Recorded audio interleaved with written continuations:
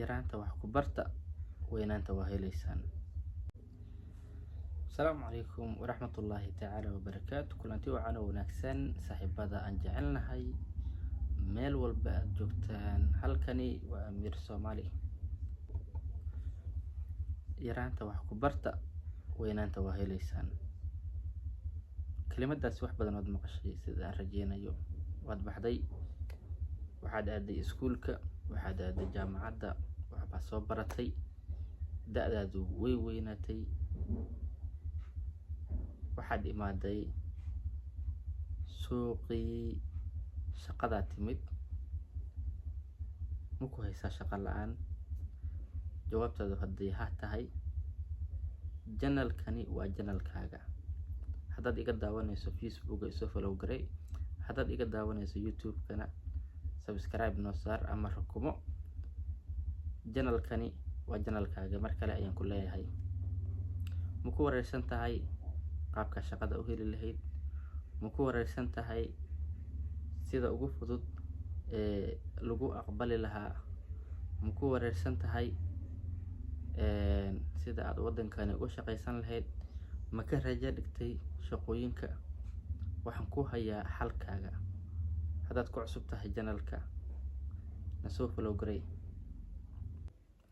su-aasha aan isweydiinayaa waxay tahay, waay aad u rajo dhigaysaa? waay aad u doonaysaa inaad wadanka uga tagto? sabab waxaad dhehaysaa shaqo la'aana jirto, waxaad dhehaysaa fursadihii aan u baahnaa ma helin, waxaad dhehaysaa sidii aan rabay ma waayin. markii aad bilaabaysay waxbarashada, ma waxaad maqashay waxbarashadu waa furaha lacagta? ma maqashay? may. okay, maxaad maqashay? waxaad aragtay adeerka, waxaad aragtay ina adeerka, waxaad aragtay qof ka mid ah familkaaga oo runtii wax bartay, haddana nolosha level fiican ka taagan, soo ma?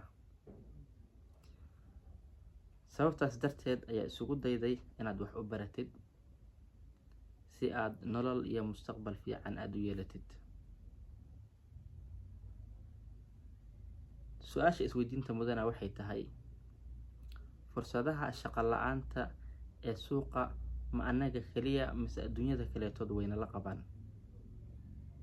jawaabtu waxay tahay, anaga keliya ma ahan. fursadaha shaqo la'aanta ah ee suuqa ah adduunyada dhan way ka wada jirtaa. in suuqa markii la imaado wax badan shaqooyinka la raadiyo la waayo.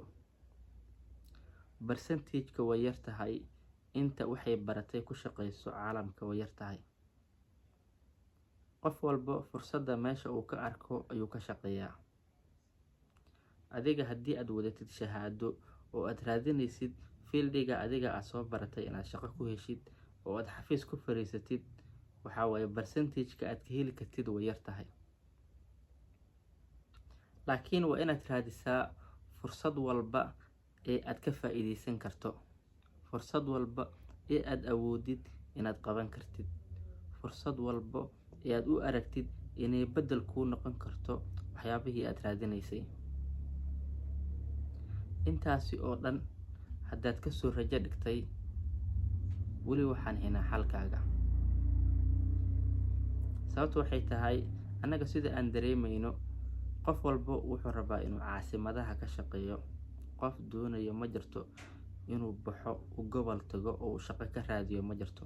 qof walba wuxuu rabaa meesha uu ku dhashay, wax ku soo bartay, inuu fursad ka sameeyo, uu ka shaqeeyo, kadibna nolol uu ka dhisto. maxaa diidaya inaad baxdid gobolkiina aad tagtid? waxaa ka jirto baahi cilmi ayaa ka jirto, waxaa ka jirto baahi caafimaad ka jirto, waxaa ka jirto baahi nooc walbaa ka jirto. inaad cilmiga aad soo baratay aad ayaga u faa'iidaysid.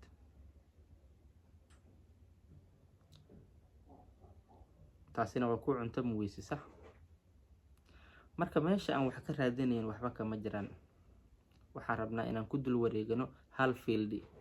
shahaadaan wataa, waxbaan soo bartay, waxaan rabaa fieldigaas keliya inaan shaqo ku helo.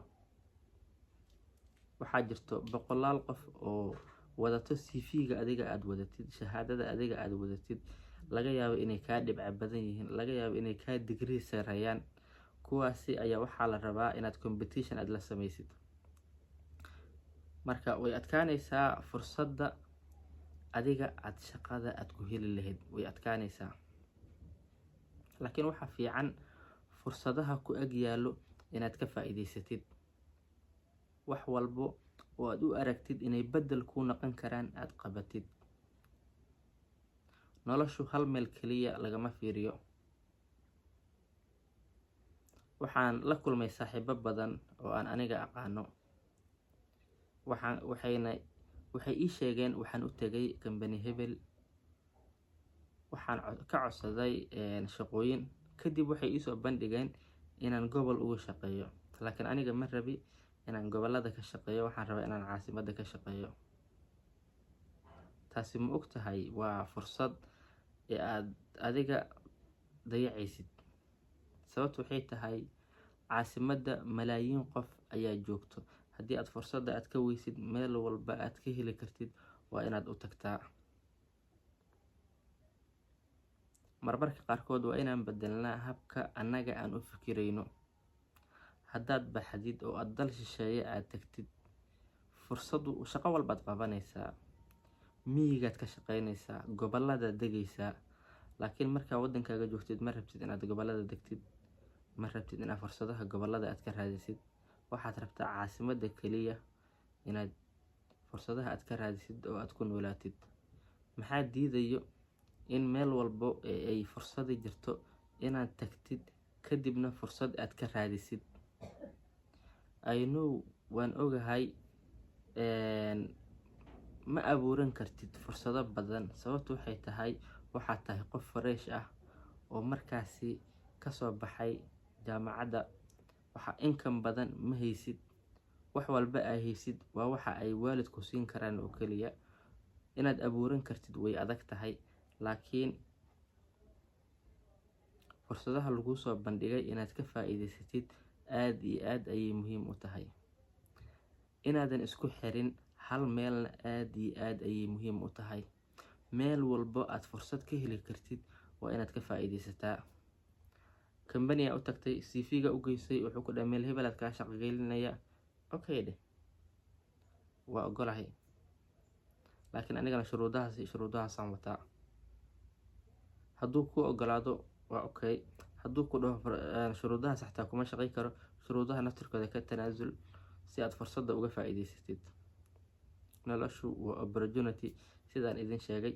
haddaad ku cusub tahay janalka subscribe noo saar. halkani waa janalkaaga. asalaamu calaykum.